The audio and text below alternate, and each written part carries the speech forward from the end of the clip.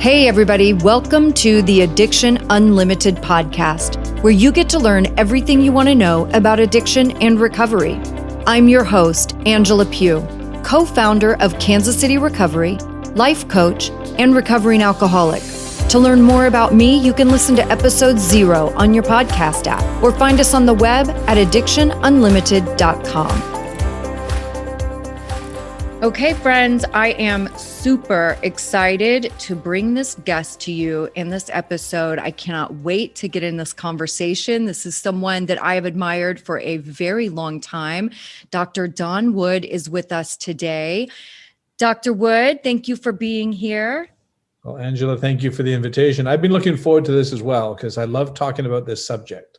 Oh, good. A really different approach and a different mindset, which I think will be really interesting for your listeners to hear. Yeah, I can't wait to get into it. Why don't you take just a quick minute and let everybody know a little bit about you and what you do? Sure. I started the Inspired Performance Institute really because of the effects of trauma on my wife and my daughter. So I talk about, I grew up in this idyllic childhood with no trauma. I mean, I got bumped every once in a while, but not the big T kind of trauma. I played hockey, so I could fight, so I wasn't going to get bullied and picked on, right? And my mom was at every event every game I ever played, so I was not a good target for predators. And I just assumed everybody was living in my world. I thought all my friends, I didn't know what they were dealing with because nobody talks about it. Nobody talks about the dysfunction inside their home. So I didn't realize how many of them were dealing with emotional, physical, sexual abuse. And it wasn't until I met my wife when I was 18 that I realized that she was not living in the world that I grew up in. And this was like news to me that this could happen. I thought she was an anomaly. I didn't realize I was the anomaly, right? That most people are living with a lot of that kind of stuff going on. And so when I met my wife, I realized, that she's still high functioning in terms of, nobody would know it. In fact, she swore me to secrecy that nobody could ever know about her childhood and what she's experienced, which didn't make sense to me because it didn't affect the way I thought about her, but she thought everybody would. And then when my daughter was 14, she was diagnosed with Crohn's. And then they basically told us that she's going to end up with a colostomy bag. Like they're just going to have to treat her with steroids and there's no cure for Crohn's. And so she went for years, had 4 resections done. She also developed something called idiopathic pulmonary hemosiderosis, which is another autoimmune disorder where the iron builds up in the lungs and then it just bleeds out. And so anyway, that was almost a death sentence. So that's when my wife said to me, she says, you need to figure this out. I've done all the research. I can't find any answers. You need to figure this out. So I went back, got my PhD and started studying. And, nice. And that's really how I came up with the program. And I made the direct connection between trauma and inflammation in the body, and the inflammation in the body affects and compromises the immune system and the neurotransmitters. So people are getting physically sicker and mentally feeling bad. That combination leads exactly to what we're going to talk about with you today. Yeah, absolutely.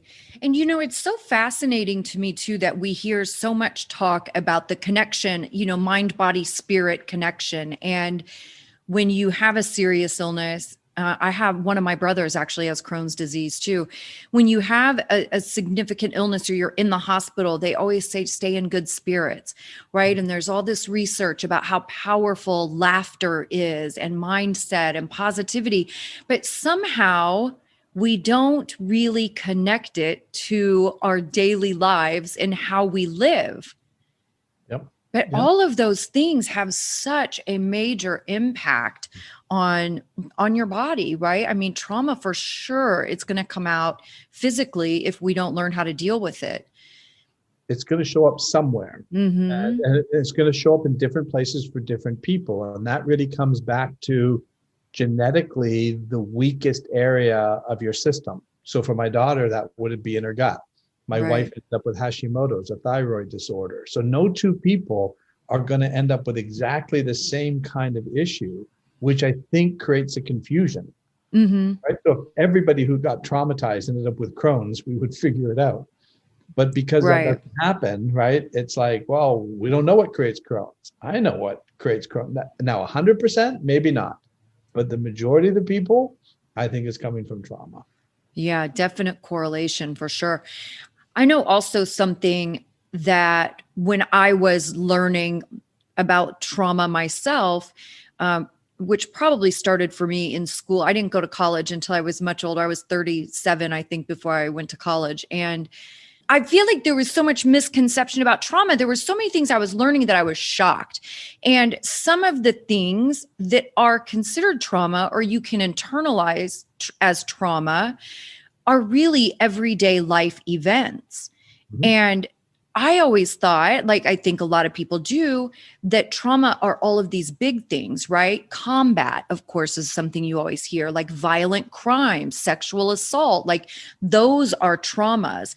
But I had no idea that natural disaster, car accidents, all of those things can be traumatic events also. And I think it for me caused me to minimize many of my experiences and almost talk myself out of it, like, oh well, sure, I don't have that, like I guess that's not what's wrong with me, it must be something else. Do you see that a lot in your work?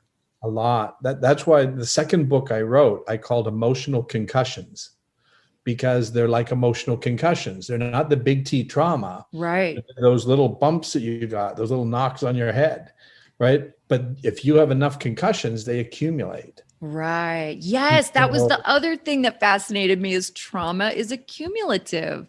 yes. And so, and it can even go all the way back down to childhood with a parent that was critical, right? A teacher that, called you stupid. It could be a single event or a numerous number of over a period of time, same similar theme. Those can create emotional concussions, which are going to affect the way we respond to our environment. Sure. And the best way to look at it is anything that threatens our survival. So you would say, well, how could something like that from childhood, So maybe a parent that doesn't show enough love to you, right? Well, that's a fear, right, of being abandoned, right? Mm-hmm. Or a parent that your parents break up, a divorce happens. Then the child ends up with an issue of, well, they fell out of love. How long before they fall out of love with me?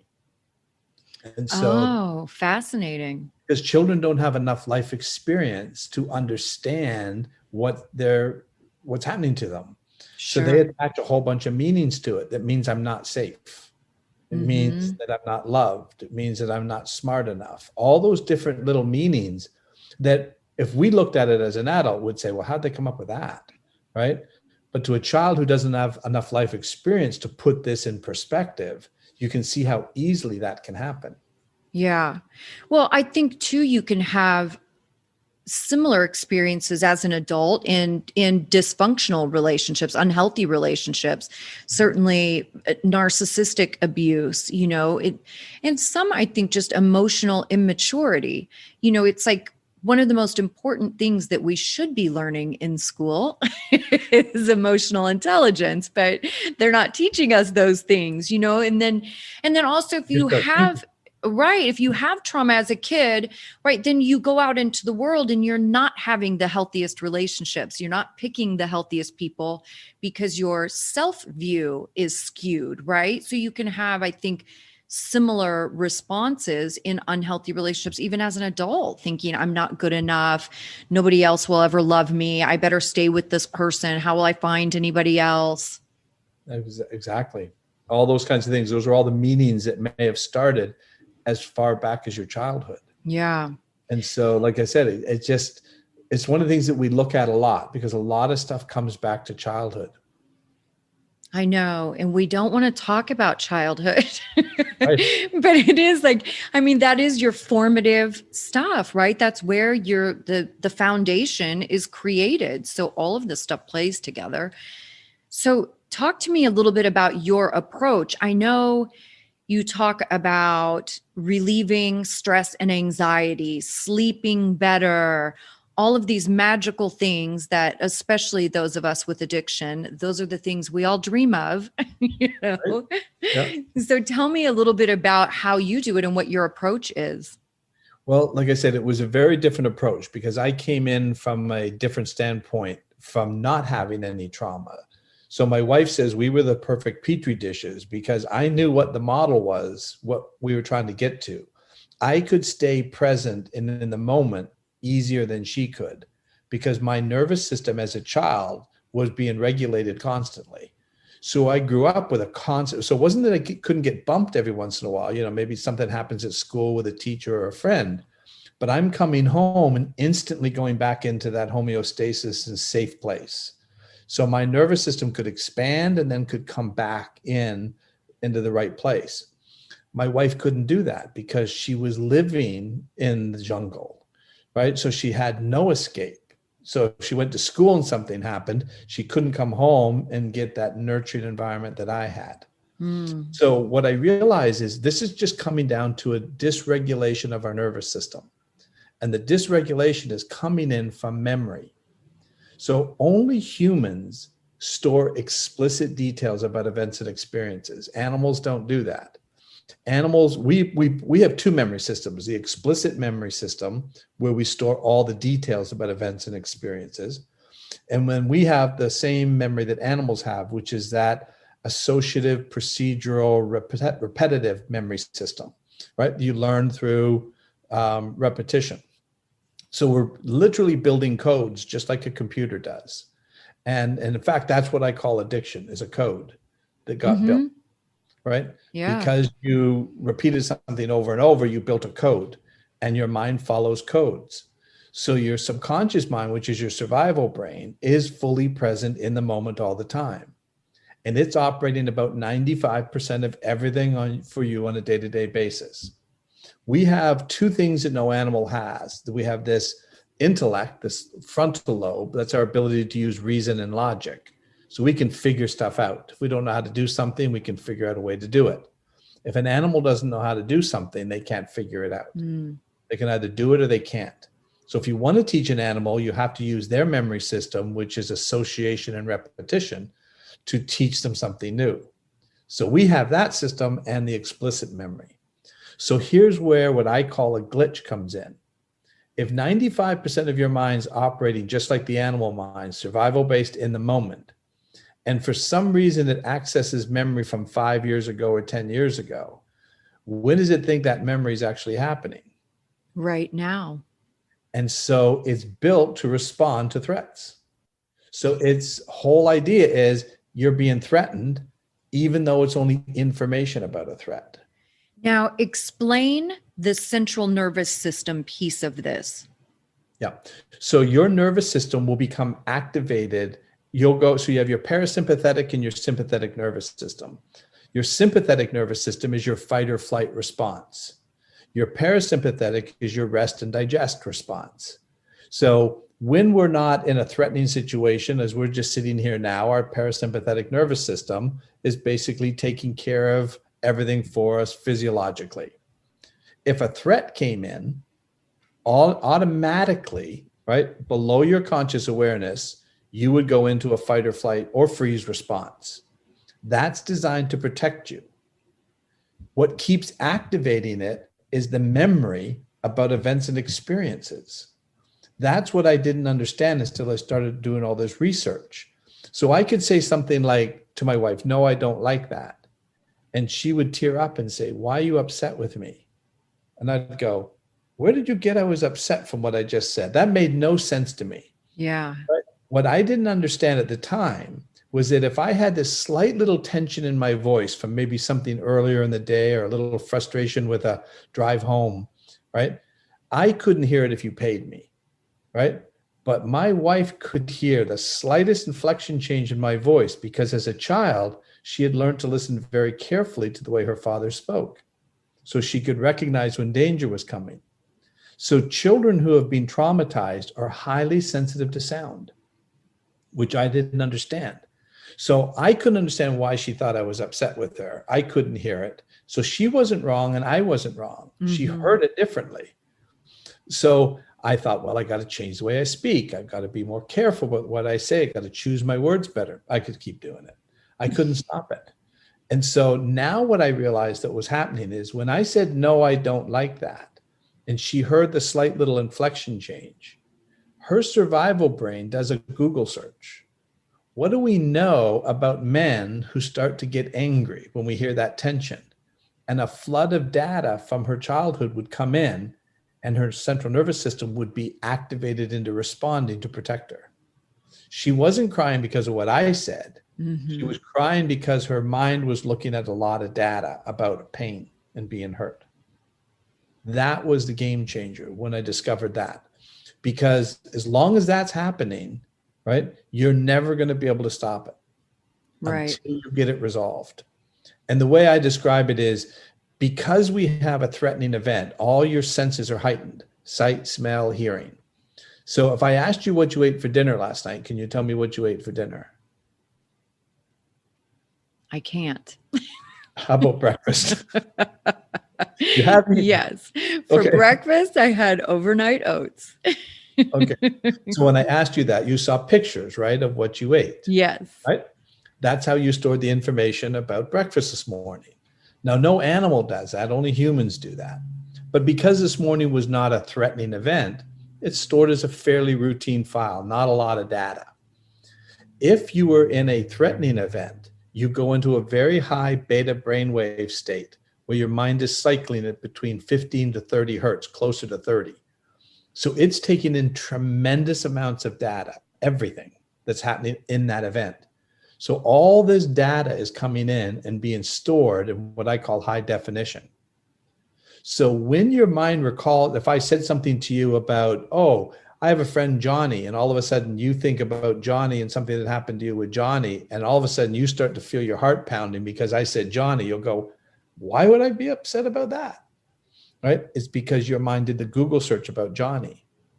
And then a whole bunch of data would be being read, which would then activate your nervous system. And you couldn't stop that. Right. The only way that we can stop it, from what I have found, is to be able to get your mind to reprocess that high definition data into the same format as to what you ate for breakfast this morning. And then it stops calling for the action. Right. And your brain will store things and memories on all of those different sensory things, right? Like, because I feel like when I did EMDR, things like when my brain would just start going through the Rolodex, like there were things that were connected that I would have had no idea. Like if I was thinking of a specific emotion or a person associated with the emotion, right? Like all of these different things would come up and I was like, wow, where the heck did that come from? But your brain will store all these different people, places, things based on different information. Right. So it's always looking for similar or same. So if something is similar or same, then it's going to start reviewing that data. Now, the approach that I take is a little bit different. What I say is an emotion is a response to a memory. It's not connected to the memory. So emotions are a call for an action. The purpose of fear is to escape a threat. The purpose of anger is to attack a threat. So when you think about something that happened to you 5 years ago and then you feel fear, the purpose of the fear is it wasn't stored with the memory. The information activates it. Because now your mind calls for an action. It says, we need to do something, right? And so then it calls you into an action. That's what I say is a little bit different. And so that's why when we reprocess that memory, then it stops calling for the action. So the emotion doesn't come anymore because there's no call for an action. Right. And when you say reprocess, are you speaking of an ART or EMDR? Yeah. So I do a few different kinds of techniques, but similar thing. I studied all of those as well, but I do mine much quicker. So I'm doing mine in about a 2 to 3 minute highlight reel. That's about it. So if I asked you to tell me about a particular event that was, disturbing, traumatic or whatever, all I'm looking for is about 2 minutes. Yeah. And so you can either do it visually, we can do it where you talk about it and I take you through the techniques, or I have you tell me in a new language and I just have you tell me in a language called flowing. There's only one word in the flowing language, and it's flowing. So instead of saying, I walked into the room, you would say flowing, flowing, flow. Every word's flowing. But as you're saying flowing, you have to go into memory. Right. So the reason why what I do is I don't need to know the event. I don't need to know any of the details about the event. Mm-hmm. Your mind knows what it is. All I need to do is get your mind to reprocess it. Right. So it's very safe. So especially when I work with anybody who's had a sexual assault, it's very difficult to sit there and start talking about that. For sure. So I don't need to know. I have no idea what the event is. Now, how do you prepare someone to do this work in the before and after? So you mean so I do about a 4-hour session. Mm-hmm. So during those 4 hours, the first hour and a half, I'm doing a lot of education and science. We're talking about that. So we're not getting into any of the events yet. So by the time we get to the events, we're about 2 hours in. When we get to that point, the mind is in a very restorative mindset. And that's why it's just so fast. Yeah. So by the time we get you there, it's just like blowing over these events. Yeah. And people are amazed, like, how are you doing this so fast? And so the way I explain it is we're taking that memory from a high beta brainwave state into the same state you are right now, which is an alpha brainwave state.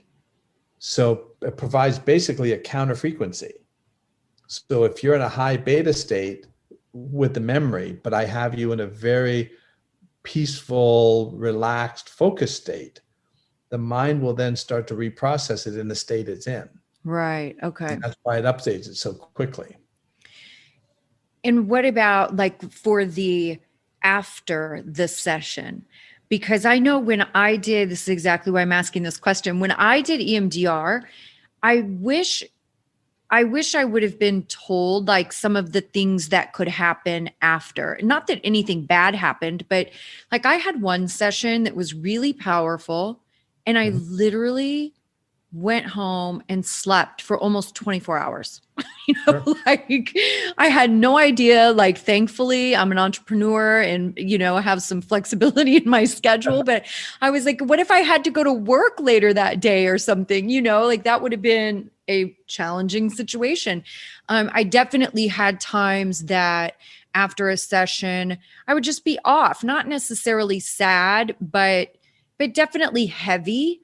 And I just feel like I wish somebody would have told me that stuff going in, so I could have worked around it because I had no idea.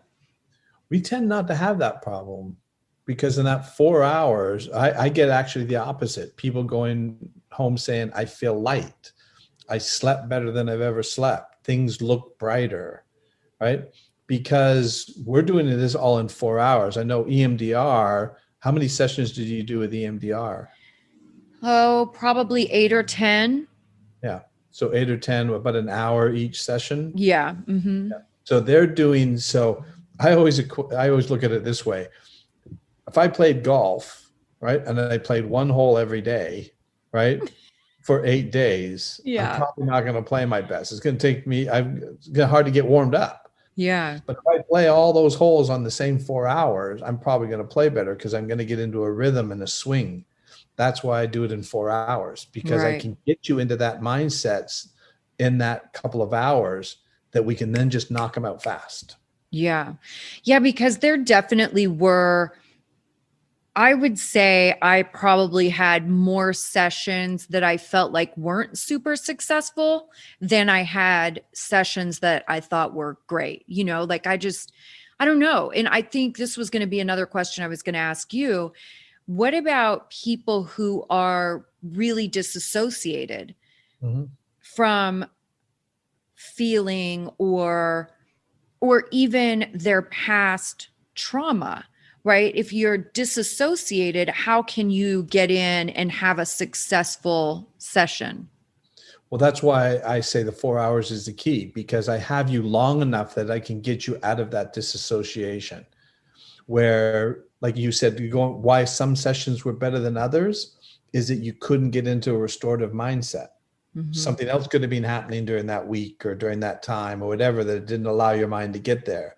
But when I have you there for 4 hours, I know I'm going to get you there. Right. And And that's this why is something I think is so important in any therapeutic relationship or helping professional. It doesn't have to be a therapist or a counselor or psychotherapist. Any helping professional, it is super important that you have a good relationship with that person and you trust them. And I think that was a block for me. I hit a certain place with the clinician I was working with where I didn't trust that they had enough skill to get me through. Right. And it just hit this place. And I know a lot, right? Like I've done Mhm. this work for a long time and I'm very well read and researched, and that probably works against me. And I'm also very logical, so I'm not easy in this situation. And But logic has yeah, nothing to do with this. but it was a game changer, right? When I hit that place where I was like, oh, wait a minute, they might not really have the experience level to be able to get me farther than where I'm at right now. And that really made an impact on that relationship. So I always tell people too, if you are going to venture into something like this and you are ready to look at some of your trauma and get some help, you have to believe in and trust the person that you're working with. 100%. And that's why with our program, what I've done is we have it obviously one-on-one with me, but I also developed it a digital online program. And so people can sometimes do that on their own. I take them through the same 4-hour session, but I also we're starting to develop a facilitator program where a facilitator will take the person through the online program. And so and it's exactly why I did this, because of what you were just talking about. I could go out and try to train people to do what I do, but if they don't get the experience, then people are going to come back and say, that didn't work for me. So by making them follow the program through the facilitation, I know everybody's getting the same experience. Right. And so, if they've got a good relationship with the person, plus I can build a relationship with them by doing the online, it's a dynamite combination. Yeah, for sure. So talk to me a little bit about the correlation, trauma, and addiction. So I definitely made that connection, so that what is happening, and the first thing I do when I sit down with somebody, the very first thing I do when I sit down is I say, there's nothing wrong with you. There's Amen. nothing wrong with your mind. Your Yes. mind works perfectly fine. In fact, However, our minds usually are a little more advanced than a lot of people. Like I always say, addicted people, we have brains that move very quickly, and we are really smart people. So our brains are in overdrive. absolutely. Yep. And so when I start off with that there's nothing wrong with you, there's nothing wrong with your mind has been affected by some events and experiences that are interfering with your ability to stay present and in the moment. So you've got some pain. When I talk to them that way, right, I take away a lot of that shame and guilt, because that's the approach they keep taking with people, is to shame them and guilt them into changing their behavior. Well, that's generally what got them in problem in the first place. Mm-hmm. Right. So we need to change the way we're working with these people. We need to change the way we talk to them. So right off the bat, I'm just saying, nothing wrong with you. All we need to do is that you must have been. So I worked with a young lady, 17 years in addiction. I mean, she was on everything you could imagine. She had OD'd twice. And so when she came in to see me, you'll see her testimonial on our site. The first thing I said to her is, I said, Michelle, you've had a lot of trauma, right? And she goes, yeah, how do you know? And I says, well, 17 years of addiction, I'm pretty sure you've had a lot of trauma.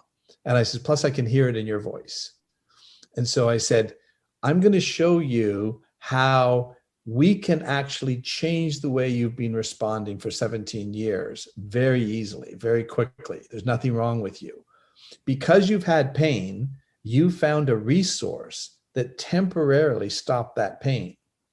So what does that say about your character, your willpower, your morals, your ethics? Nothing. It's never been about that. It's been about stopping pain. Because you found these resources and you repeated them, you built a code. So your mind, your subconscious mind, which is survival based, is literal. It doesn't use reason and logic. Mm-hmm. If that substance stops my pain, it doesn't see it as good or bad, right or wrong. It just sees it as a solution. Effective. Very effective. Yeah. So I had a lady come in who had been in therapy for 7 years. And she said, I told my therapist I was coming to see you. And he told me that I have to be honest with you and tell you up front that I have self-destructive behavior. So I just smiled at her and I said, really, what would make you think you're self-destructive? And so she looks at me because she hasn't heard this before. And she says, well, I'm sticking a needle in my arm with heroin. Don't you think that's self-destructive? And I said, no, I don't. I think you're trying to feel better. And I bet you when you stuck the needle in your arm, you felt better. She goes, yeah. And I said, you're not destructive. The substance is destructive. Mm-hmm. I said, all we need to do is to get to the root of what created that pain for you to look for that resource. When we get that pain resolved, right, you'll no longer need the resource. I said, your mind, your brain, and your body has a better chemical lab in it than you'll ever find anywhere on any street. I said, you can do this all on your own. You can feel good. You don't need anything coming into your body. Yes, I love that. Yeah. And so anyway, so Michelle, 17 years of addiction, we put her on the program. She was also smoking. She was on 7 different medications. She quit smoking within 10 days. She's never touched a drug again in 2.5 years. She's got her daughter back. The courts awarded her a daughter. She lost her daughter. She's totally restored her relationship with her family, working full time. And you know how much withdrawal she had? 0. None. I didn't even know that was possible. Yep, it is possible. Because what I believe withdrawal, people will tell, this is what I have heard, right? People will tell you that the body craves that substance. That's why it's so hard to quit. So if you tried to quit, the body's going to crave, you're going to have this craving for heroin. I say that's impossible. The body doesn't regulate heroin. The brain doesn't regulate heroin. Heroin is a resource, right, to stop pain. I said, because it doesn't regulate it, it's not going to crave it. I says, what the body is craving is relief from pain, not relief, not the substance, right? It doesn't regulate that substance. So when you look at it that way, if your mind has built up a code that heroin stops pain, can you see why your mind's not going to want you to stop heroin? And so if you try to stop it, what's it going to do? It's going to create physical pain to make you go get it, right? And you've obviously known a lot of people who've been in addiction. I've talked to addicts who will tell me that when they know their dealer's on their way, they stop, they don't feel the withdrawal. They haven't touched the substance. We're Pavlov's dogs. Yes, we are. Addiction is in the mind. It's not in the body. The mind is so afraid that it's going to die without the substance. You've built a very strong code through this repetition that it will create physical pain to make you get something. I believe it's a code that you built without even realizing you were building it.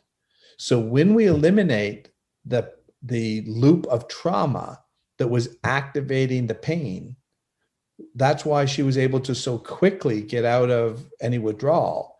And then we also put her on some supplements, because a lot of times people have been drinking a lot or doing drugs, they've zapped a lot of their vitamins and nutrients and supplements. So we want to keep the body getting that, right?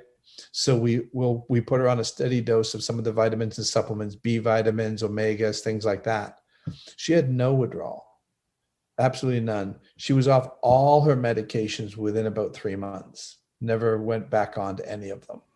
Yeah, this is a fascinating thing to me also. And I don't know what kind of medications you're speaking of with her, but just even in AA over all of these years, I have seen so many people come in, get sober, and at a certain point, I can't tell you if it, 6 months, a year, whatever, I have no idea. I would definitely say there is not a set time. It would be different for everyone. But I've watched so many people get sober and really engage in recovery and start that emotional maturing process and go off their antidepressants, anti-anxiety medication, ADD medication.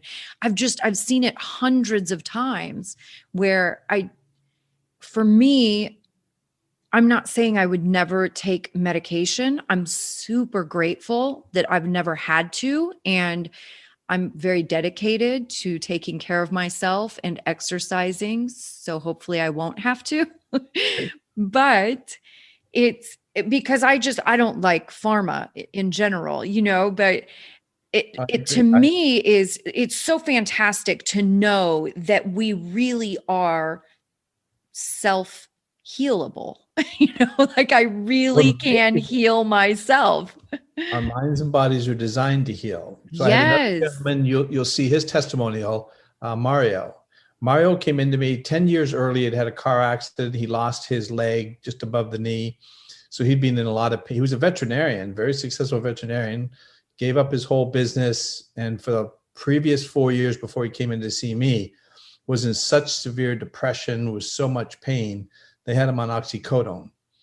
And so when he came in to see me, the first thing he says when he sees me is, he says, is this program going to help me get off this oxycodone?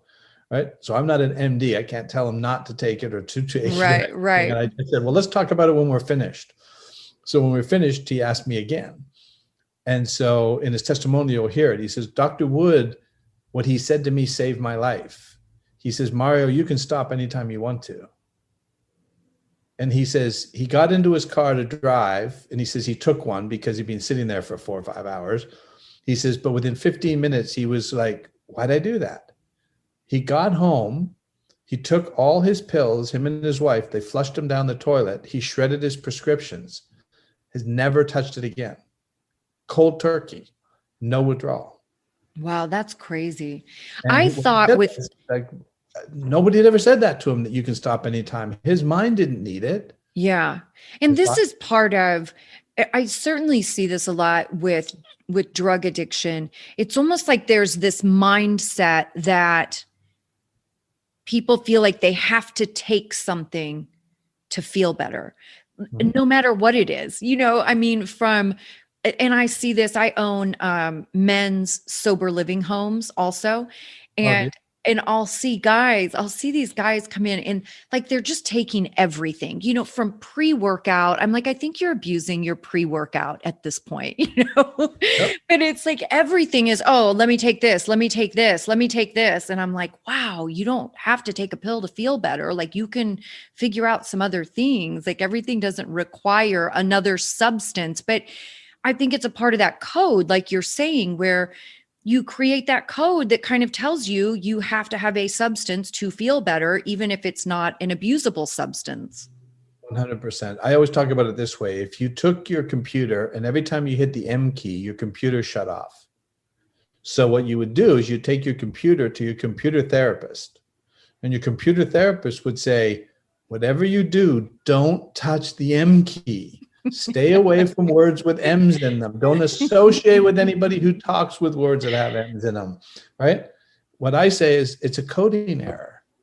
All we have to do is write code that the M key doesn't shut the computer off, becomes an M key again.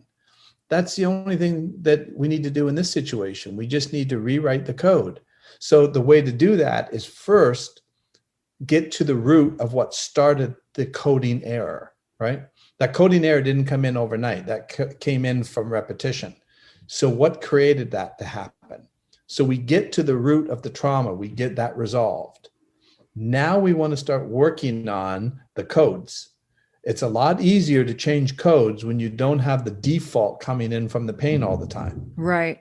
So I have people go through, if they're from the addiction program, they'll do 60 days of audios. If it's just the regular program, they'll do 30 days of audios.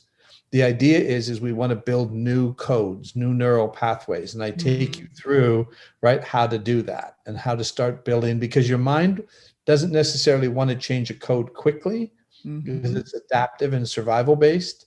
So we basically have to, that's why I call it walking out addiction and walking out behaviors. And your brain will fight you every step of the way. But it's going to fight you less when you don't have the pain. For sure. Yeah. So it's a lot easier to do that. Yeah. And I feel like you have the fast track, right? Like doing something like this is the fast track, because ultimately, even in my 15 years of sobriety and, what feels like 100 years in 12-step programs and all of my reading and researching and figuring myself out and learning my brain and how to retrain it, this has taken me over a decade, right? Where you've got the fast track. Well, exactly. And that's the whole idea is when people go into AA or NA or whatever, they're trying to change the codes, but Mm-hmm. they're fighting into the wind Mm-hmm. because they didn't fix the trauma. Mm-hmm. So This, you can alter those yes. codes, right? Mm-hmm. You can alter those codes even in the wind. Yeah. But imagine how hard it is to do that. You're fighting against gale force winds coming at you, trying to push you back. Well, I know, doctor, but this is why we are the strongest people on the planet. Oh yes, yeah. Well, when you see people who've come through addiction, boy, they're capable of anything when they get that That's beaten. what I tell everybody. I'm like, you guys have no idea what you're really capable of. We are such incredibly strong people. And I would say, too, even in active addiction, really the set of circumstances that we're dealing with on a daily basis, right? Having an overactive brain and having some anxiety, depression, ADD, like we all have some combination of those, having the underlying trauma that sometimes you're not even aware of. I know for me, I was years into my sobriety before I really understood that I had trauma. Like it wasn't a part of conversation. I didn't know about trauma. I knew I had some crazy stuff in my life, but I would have never thought it was trauma because I thought trauma were all of those big things like we talked about. And obviously I've never been in war, I haven't had any violent crime. So it's just such a much longer drawn out process. So what we are dealing with to live and survive as people with addiction on a daily basis, it truly, we are the strongest people built. And that's why it's so important to get to the root of the problem and fix it. So I Yeah. had another gentleman. This is what was really interesting. He said to me, "I've been a very successful business guy, doing and still making a lot of money, but struggling. His Mm-hmm. daughter was going through for her PhD. She heard about our program and she talked. She says, 'Can you help my father? Like he's in and out of rehabs, right? He's really struggling. He's a good guy, but just can't beat this.' So I took him through our program. And what he said to me, which was really profound, he said, 'I can tell you the difference between what you do and what everybody else is doing.' He says, 'When I'd get out of rehab, or he says, I even get out of a meeting, he says, I couldn't stop thinking about wanting to use.' He says, 'I got out of your program. I don't think about it anymore. Yeah. That's It's not amazing. constantly on my mind.'" Yeah. That's Right? amazing. Yeah. Because that trauma is not looping. Yeah. So, if and I agree that AA and NA have helped a lot of people, right? However, they haven't fixed the problem that created it. So they've created new neural pathways, some new codes Mm-hmm. to respond, but that's burning on the sidelines. And Mm-hmm. as long as that is burning on the sidelines, something can activate it. That's what we want to eliminate.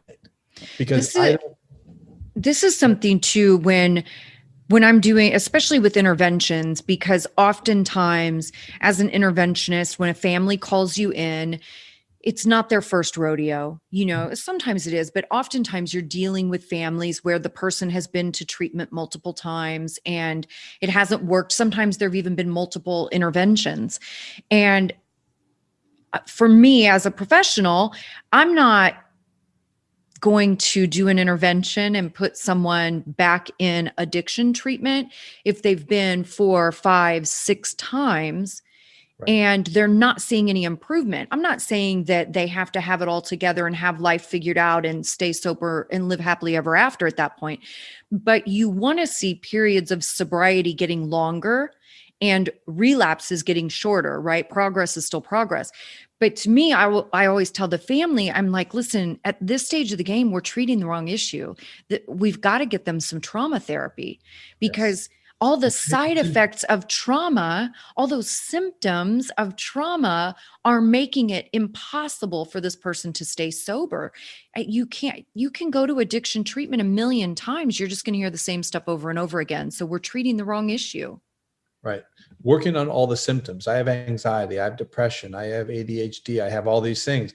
So when people come in and tell me that, I say, okay, those are the symptoms. Right. That's not what you have. Yes. Right? And it's not who you are, Not because who. I see a lot of people adopt this, like this is their person, this is their identity, is I am bipolar, I am anxiety, I have high anxiety, like it becomes their identity. And I'm like, these are symptoms.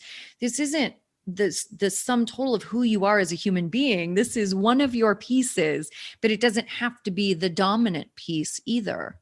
Exactly. I had as an example, I had a lady come in, and for the first 15 minutes, she wants to share with me all these things that she's gone on, has happened in her life. When she goes through this, list of all these things that happened. And then I said to her, is there anything else? And she looks at me and she goes, that was a lot, don't you think? And I said, yeah, no, that was a lot. I says, however, for the last 15 minutes, I learned a lot about what happened to you, but I haven't learned anything about you yet. So now let's start talking about you. Yeah. Right? Just a different way of looking at it. That's just what happened to you. Right? Yeah. Those are just what you're experiencing because of what happened to you, the anxiety. The reason your mind is doing that, it has a purpose. The thing that I always tell people is, I said, forget the fact that you've been told that you can sabotage yourself. I said, it's impossible to do that. Addiction is not sabotage. I said, the brain cannot sabotage itself. It's designed for survival. It's impossible for it to do anything to hurt you. It's designed to keep you alive. So when does it want to stop pain? Now, right? It wants to stop it immediately because it's the only thing it understands. Mm-hmm. If you have pain, the pain is now. If that substance stops the pain now, mission accomplished. Mm-hmm. Why did people jump out of the buildings at 9/11? The logical part of their brain would be saying, if we jump out of a building, we're going to die. But the survival brain said, we're going to die if we don't move. So it creates the action to move, even though that doesn't make any logical sense. But when did it want to stop the pain? Right now. Right now. The only way to stop the pain right now was to leave the building. That makes no sense on a logical standpoint, but makes perfect sense to your survival brain. Right. It did what it was supposed to do. Your brain wants so badly to support you in what you're doing too. And this was something when I was brand new sober, there was a lot of information coming out about the genetic pieces of addiction, where it had been theory for a long time. They were finally really proving some of that stuff. And not that genetics cause addiction, just make us more vulnerable, right? Even if you have the wiring, doesn't mean you're definitely going to have addiction. But it was, and I think I said this to you before we started recording, it was the first time for me that I felt like I was fixable. Like I wasn't just defective, that I was actually fixable. And when I started to understand the brain and plasticity and pruning, right? It's like when you start to change and take different actions, your brain will change with you, and it will get stronger in those new areas that you're using because it wants to support you. All the time. It's always built on survival. It was interesting. I read an article, which was fascinating. It was written by a German sniper during World War II. And he talked about when they fought against the Russians. He says the Russians didn't have much in terms of weapons. He says, but they had a lot of people. So their strategy was to charge at the German lines, right, to try to overtake them with just sheer numbers. So obviously, as a sniper, one of his things is to have to shoot them. So he says, but we would shoot them and then another wave would come. And then we'd shoot them and another wave would come. He says they were relentless. He says, and then I figured out a way to stop them. He says, I shot them in the stomach. He says, so what happened was, when the next wave came, they saw all their comrades lying on the ground screaming in pain. That was a bigger deterrent than death. Wow. Isn't that powerful? Yeah. So that tells you what happens when people are in addiction. That pain is so powerful that they'll do anything to be out of that pain. And if they found a resource, whether that's drugs or alcohol, that stops that pain, that survival brain said, good job. Yeah. Not because it's trying to hurt you. Right. Your subconscious mind has no relationship to time. So it solved the problem in exactly the time frame that is designed to solve a problem. which is now. Now. Yeah. And so now the logical brain says, yeah, but if I take this drug or I take this alcohol, I may create a problem with addiction down the road. That makes no sense to your subconscious mind. It's saying, what's down the road mean? What's next week mean? Has no relationship to it at all. So it doesn't see consequences to actions. It Right. only sees as a solution to a problem. Right.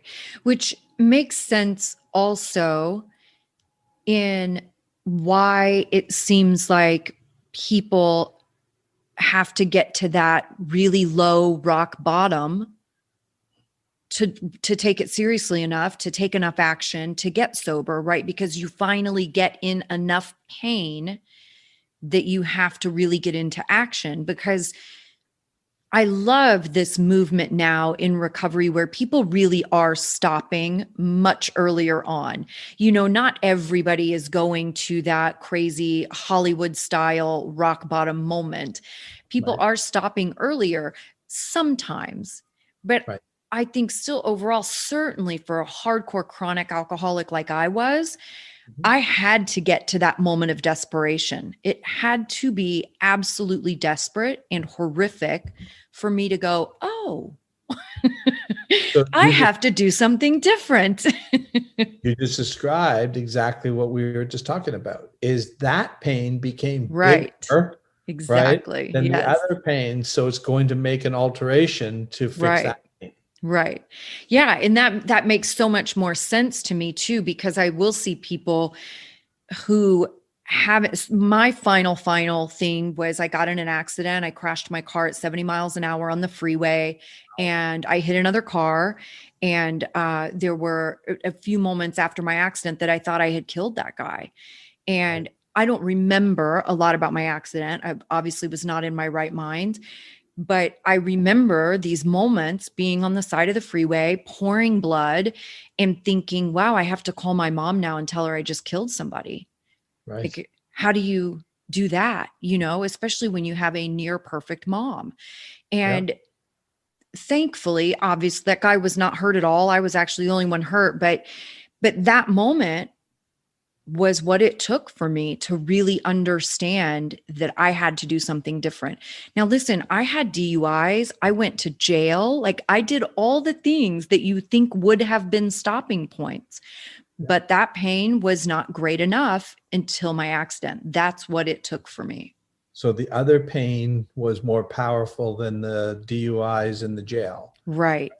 And so when you had a different pain, that was what the difference was. Right. And so I see clients that will relapse even when they're doing things or creating consequences that seem horrible, right? Like I had a client years ago that burned his kitchen down twice, you know, like putting a pizza in the oven when he was drunk and passing out. He did it 2 times and caught his house on fire. I've had people fall into the campfire being drunk, right? I had somebody light their face on fire, lighting a cigarette, and it caught her hair. Like all of these things that you would think, wow, that's a pretty good indicator. But that pain has not been significant enough to alter the behavior. Yep. And that's really the key. So the idea is, I think that the best message that you're giving to people out there, which is that hope, that you're not stuck in this. So you got into addiction, right? Because you were in pain. That makes perfect sense. And as we were talking before the show, or before we started recording, is I've never had a drink in my life. I've never touched a drug in my life, but I never had pain. So how hard was it for me to do that? That had nothing to do with my character or willpower. I hadn't experienced life the way you did. I didn't experience life the way other people had. If I had, and this is what I always say to everybody, if I lived your life exactly the way you lived your life, right? And you lived mine, we'd be in different spots here. You'd be sitting here and I'd be sitting there. Right. Our brains can't do it any different, right? Okay, my last question out of curiosity. What are your thoughts on people doing like self-administered EMDR and things like that? You're better off. I think you can do some of that. I think you're designed, like our online program, you can do on your own. So I do believe that it's possible as long as you know what you're doing. But if you've had anything that's really, really severe, that it may not be a bad idea to have somebody work with you. So especially if you've had, severe flashbacks or something like that, you may want to have somebody with you. But, if you've had, typical kinds of traumas, even serious traumas, but you've just been experiencing anxiety or fear or anger, right? Yeah, you can definitely do that. I believe you can heal. Yeah, I love that stuff is available for sure, but I think exactly what you said are my thoughts as well. If you have some pretty significant stuff, I think it's best to have guidance and have a professional with you for sure. But like I said, I always think that we can heal ourselves. When I worked with a U.S. Army sniper who had to shoot and kill a 12-year-old boy, and he just was sobbing.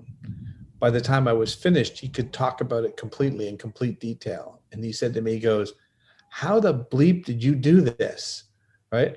And what I said to him is, I haven't done anything. I said, for 8 years, your mind was trying to get you not to shoot. Your mind updated, right? I just guided it, right? You're fully capable of doing that all the time. That brain is magical, I'm telling you. We are just beginning to touch on the power of our brains, right?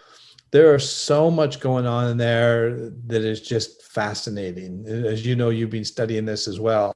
I just was more and more fascinated with the power of our abilities. It's just incredible, the things that we do. Yeah. If you've grown up in a world that have told you you can't do it, right? You can't succeed. You're not smart enough. You're not good enough. You're not lovable. You can see where people start to get into this distress, and then their nervous system gets dysregulated. And I can absolutely see how people can get into addiction so easy. It's so easy to do. It's such a fast and easy solution, which, ultimately is what we're always looking for. Yeah. Who wants to be in pain? Right. Nobody wants to be in pain. Right. As soon as you start feeling pain, it's like, give me something for that. Yeah. Make it stop. Make it stop.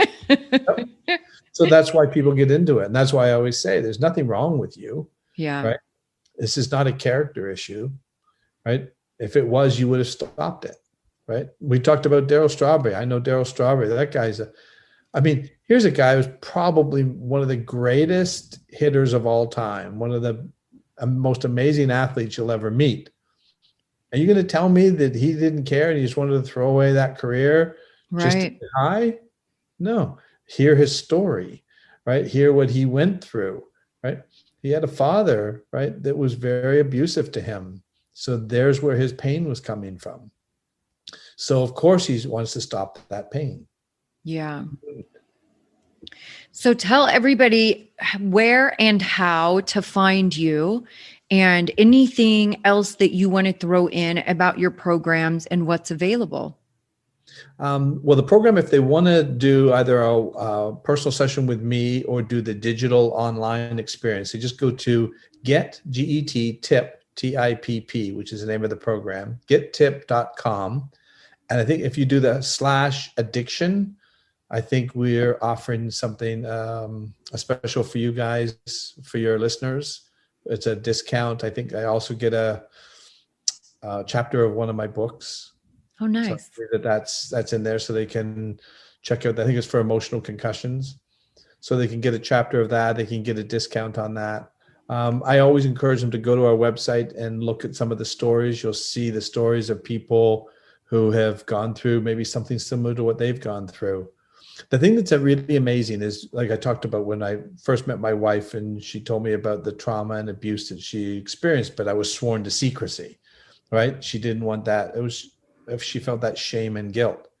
Now she'll talk to you about it. Yeah. No problem at all, right? Yeah. It's the same thing with addiction. You don't need to feel shame and guilt about addiction, right? It's human behavior. You got stuck in a code, right? And you inadvertently built a code without realizing you were doing it. And so that shame and guilt is the reason you feel it. It's an emotion. What's the purpose of the emotion? For you not to be into addiction.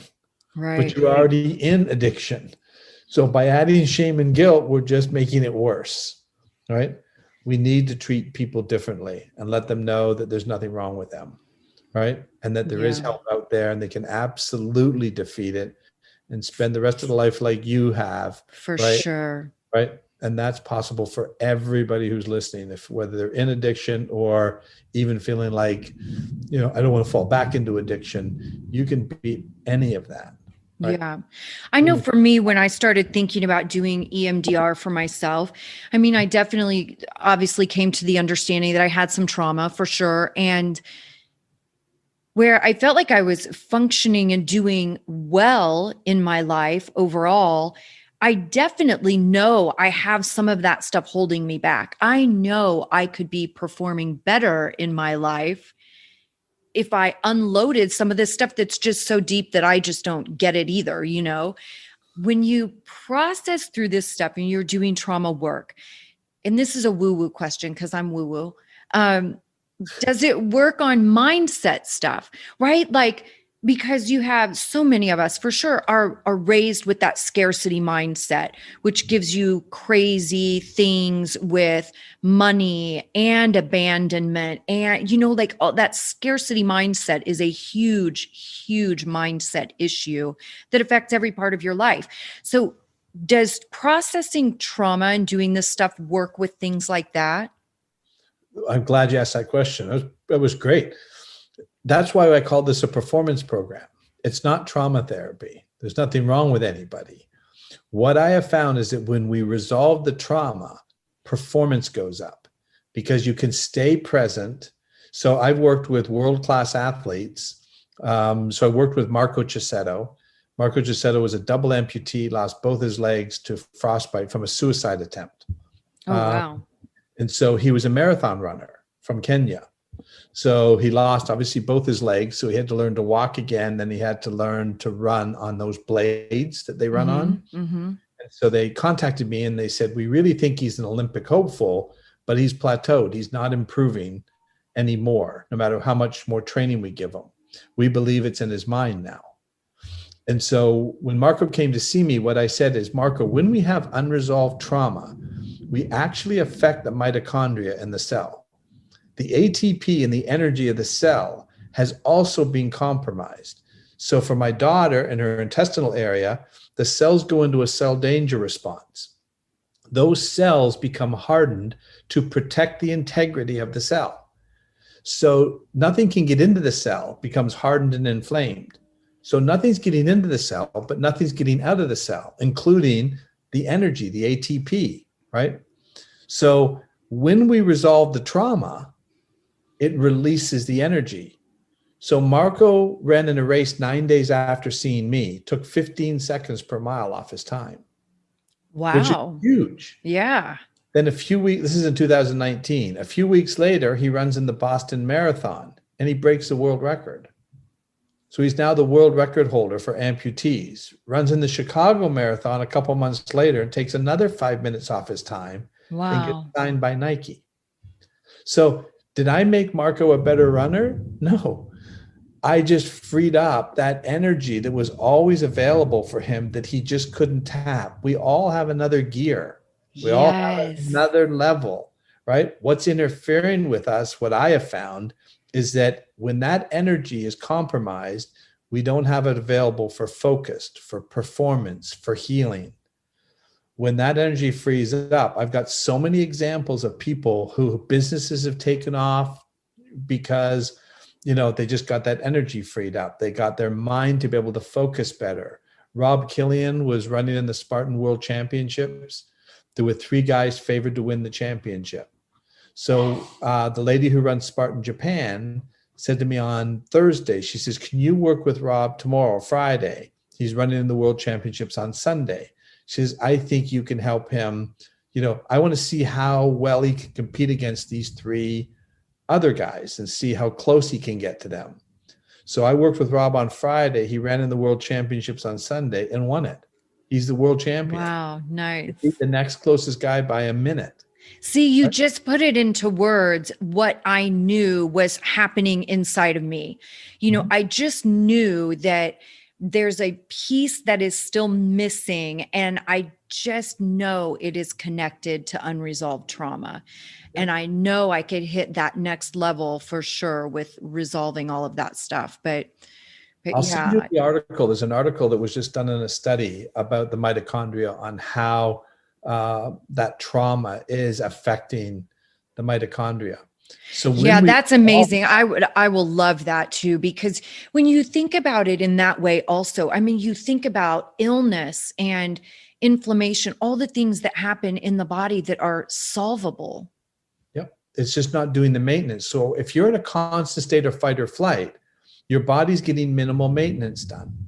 As soon as we resolve that trauma, it goes back into maintenance mode. I've been healthy my entire life. I played hockey. I'm from Canada. Bragger. I know, I know.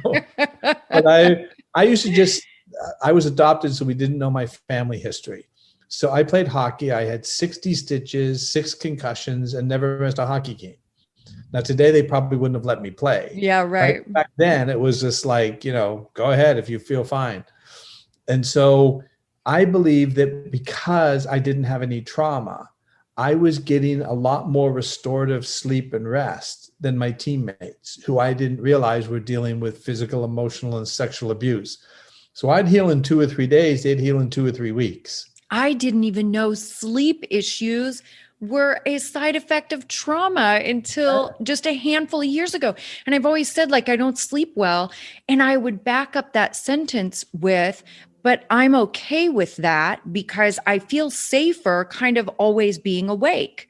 Like every little sound, like I feel like I am almost always somewhat awake. I hear every sound, every movement, every move my dog makes. I didn't even know that was a trauma thing. It is. And Yeah. so I would, again, especially when I was younger, I sometimes didn't even remember hitting the pillow. I was gone. So we basically have a theta brainwave sleep where the mind processes. That's when we dream. The mind's processing.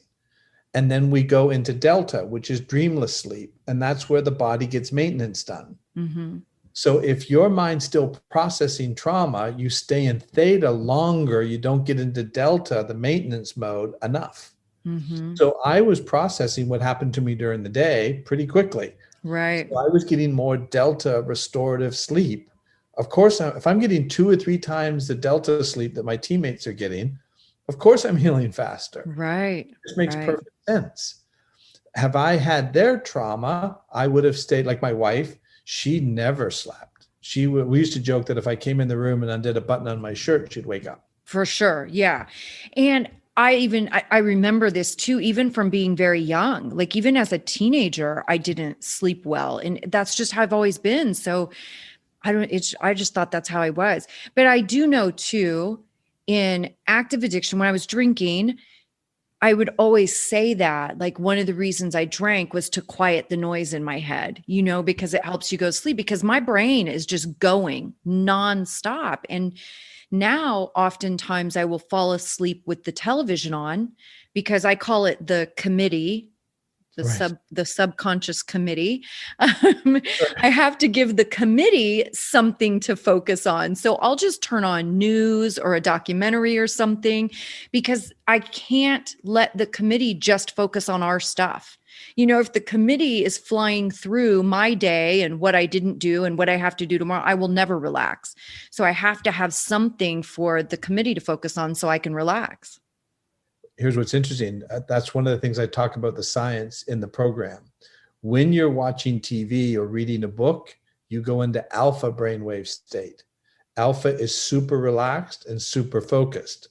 So your mind is singularly focused on what it's doing now. It's staying present. That's why it was feeling better. Yeah, then it stops picking on me. Yeah. So your brain you had figured out a way, right? Instead of the alcohol, you could watch TV and get the same effect. Yeah. But I can't turn on anything that I can get too engaged in. It can't be too interesting, because if I find something fascinating, then I'll be up watching it because I want to learn more. So yeah, it has to be some sort of white noise, so to speak. There's a science behind it as to why it's actually happening. So you're going into a very relaxed, super focused state, which allows your mind to just be at peace. It stays present. And so Yeah. that's one of the things I talk about is that's where I want you performing. My wife used to describe it, I thought was interesting, that because she'd say to me at times, what are you thinking about? And I would go, nothing. And she'd go, no, come on, tell me what you're thinking about, right? And I go, no, nothing. That made no sense to her, that I veg out like that, right? Because the way she described it is that she had nonstop chatter. The way she described it was like a Non-stop. Yes, it's non-stop. And it made no sense to her that I didn't do that, right? And it didn't make any sense to me that she couldn't do that. I didn't even know that was possible. I mean, you're saying it right now. And I'm like, is it really possible to just have peace? Absolute peace, right? We're capable of doing that. So I went the direction of retraining the chatter to be positive and uplifting and supportive instead of negative, and if I start to slip back, then I take some time, meditate, visualize, listen to something motivational or inspirational to get back in that mindset. Because if I keep it happy and stimulated and challenged, it's pretty happy. But if I slack for 5 minutes, that thing will turn on me. Because it defaults to survival. Yes.